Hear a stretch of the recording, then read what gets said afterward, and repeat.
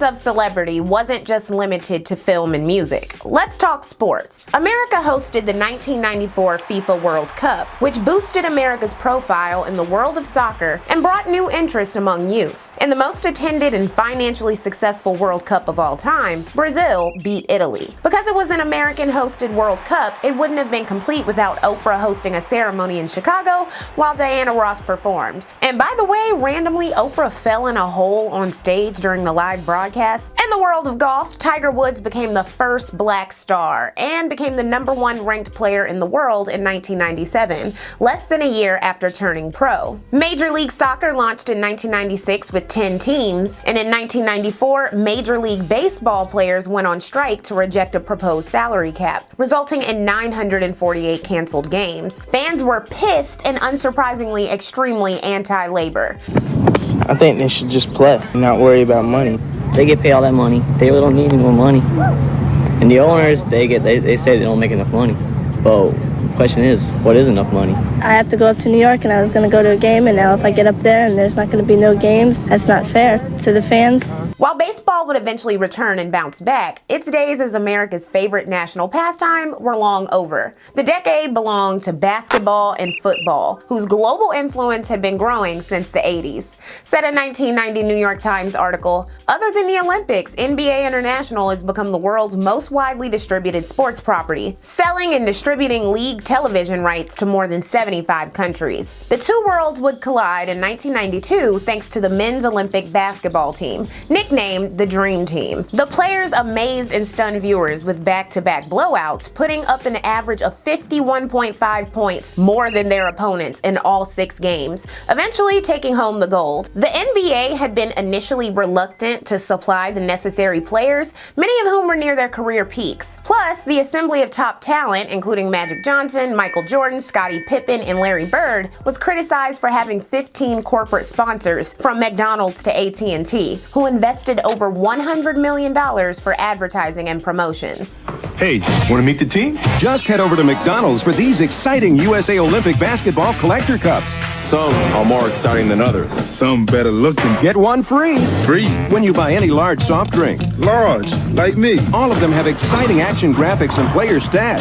Not bad. For a limited time, team one up With large fries. and a big beefy triple cheeseburger, and you've got yourself the gold medal meal. What you want is what you get. Said one critic, here you have corporate sponsors supporting a bunch of millionaires. You can imagine some bizarre scene in the future where Michael Jordan will run out on the court wearing the Domino's pizza delivery uniform. He must not have noticed Michael Jordan was kind of already doing that, but for Nike. The sight of American basketball players' clear dominance and superiority was a great boost for the NBA. 16 new NBA arenas were built during the decade to hold the growing packs of fans, and 7 were built or opened in 1999 alone, including the Los Angeles Staples Center. The money was flowing to players too, who were making an average of $750,000 to $900,000 in 1990, which seems laughable now. The exciting 1996 NBA draft brought icons like the first overall pick, Allen Iverson, and 17-year-old Kobe Bryant, poised to be future mega celebrities. Iverson, who had been granted clemency by Virginia Governor Douglas Wilder during a jail stay, signed a 3-year rookie contract for $8.9 million.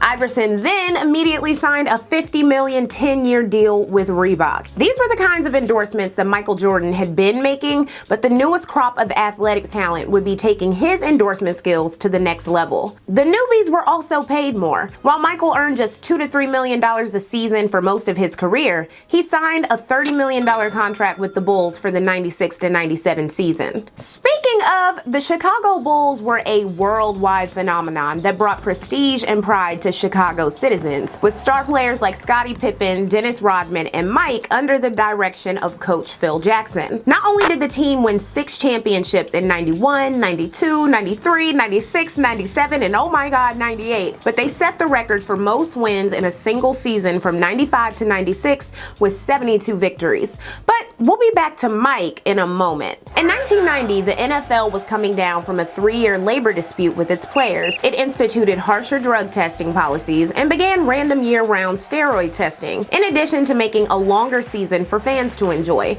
and more playoff games. Described the Washington Post, everything begins and ends with the phenomenal amount of money the NFL received in its TV deals late last winter. The 4-year package nearly doubles each of the 28 clubs' annual take from $17 million to an average of $32 million per year. Cities like my hometown of Charlotte, which was awarded the Carolina Panthers in 1993, lusted after NFL teams. 7 cities displaced residents and erected huge stadiums to attract tourists and money. Jerry Richardson selected the site of the city's first known lynching for the Carolina Panthers stadium. The profitability of the world of sports was fictionalized in the hit movie Jerry Maguire. Show me the money. But we don't have to look to fiction to understand the true scope of the power of sports. In 1990, the $60 million Nike Just Do It campaign was a worldwide force, paired with ads starring Spike Lee and Michael Jordan, who was also an ambassador for Gatorade and many other brands. Though Mike had been paid $500,000 per year for the first 5 years of Nike endorsements, he had signed another contract for at least $20 million in 1989. The relationship between Nike Incorporated and the Chicago Bulls icon was mutually beneficial. His endorsement of the popular shoes had a $10 billion impact on the economy and highlighted the global capitalism ushered in after the fall of the USSR, the establishment of the World Trade Organization in 1995, which streamlined trade, and the beginning of NAFTA. Labor activists and other critics of globalization opposed the World Trade Organization and NAFTA, knowing that poorer developing countries like Mexico or El Salvador, whose advantage in the global economy was cheap labor, would be exploited. If these places enacted higher labor standards or demanded higher wages for workers, they would repel companies to other countries with cheaper labor. As a result, Mexico didn't benefit from NAFTA the way America and Canada did. As detailed by Walter Lefebvre, developing countries, including previously communist ones, became important and exploited labor forces, especially in Asia, where shoes cost as little as $5.60 to make before being slapped with a $70 to $150 price tag. In the process, Nike eliminated 65,000 American jobs by relying on unregulated sweatshop labor. I think it's safe to say that no athlete before Michael Jordan had as much of an impact on the world. He set the bar for not only talent, but for sports wealth, and further cemented America's toxic love affair with black athletes. Of course, Nike and Michael Jordan wouldn't be the only ones benefiting from the new global capitalism. By 1998, 11 million people were employed worldwide to make clothes, and another 18 million worked in textiles and footwear, supplying goods for a flourishing fashion industry.